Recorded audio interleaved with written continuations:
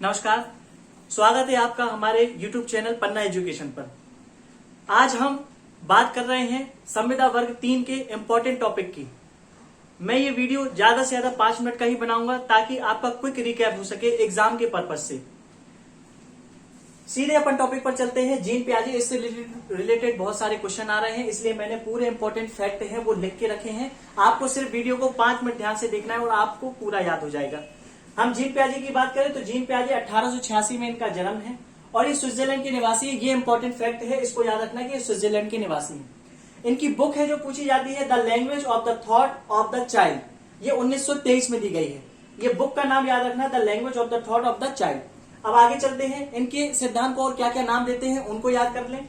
संज्ञानात्मक विकास का सिद्धांत, या फिर विकासात्मक मनोविज्ञान का सिद्धांत, या फिर अवस्था का सिद्धांत भी इसको कहते हैं।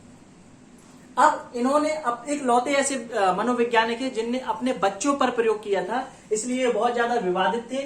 उस पर अपन बाद में चर्चा करेंगे, अभी सिर्फ इंपॉर्टेंट एग्जाम रिलेटेड बात करते हैं।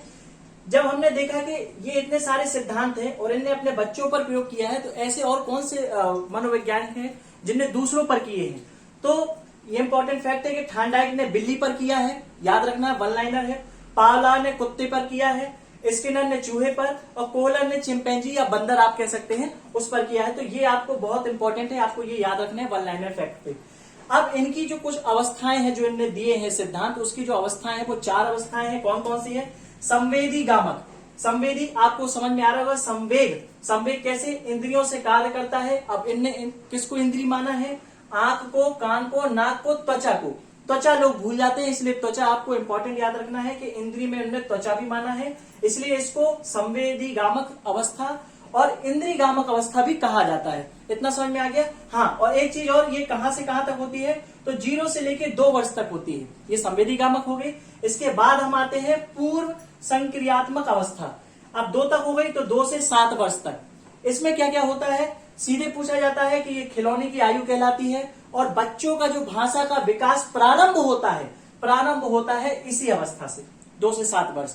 अगली अवस्था में चलते हैं, मूर्त संक्रियात्मक अवस्था। ये 7 से 11 वर्ष तक की है। इसमें क्या क्या होता है?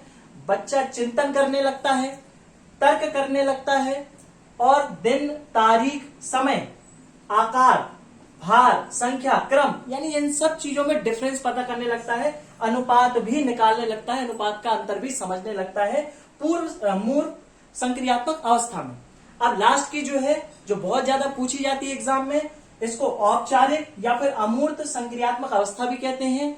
ये 11 से 14 वर्ष तक के बीच की है। इसमें क्या क्या होता है? मूर्त, मूर्त का मतलब मैंने आपको पहले बता दिया, चिंतन करना, तर्क करना, दिन, तारीख, सब कुछ। इसके साथ साथ अमूर्त चिंतन भी करता है। अमूर्त चिंतन वो होती है जो हमारी भावनाओं से जुड़ी होती हैं, जैसे प्यार होता है, ईर्ष्या होती है, घृणा होती है, वो अमूर्त चिंतन होता है। तो बच्चा इस अवस्था में अमूर्त चिंतन भी करने लगता है, स्मरण करने लगता है, मनन करने लगता है, और तर्क नहीं तार्किक चिंतन करने लगता है। आई होप कि आपको ये सब समझ में आया होगा। आपका एक पूरा का पूरा सिद्धांत इसमें कवर हो गया है। नेक्स्ट वीडियो में हम दूसरा सिद्धांत लेते हैं। तब तक थैंक यू सो मच। जय हिंद।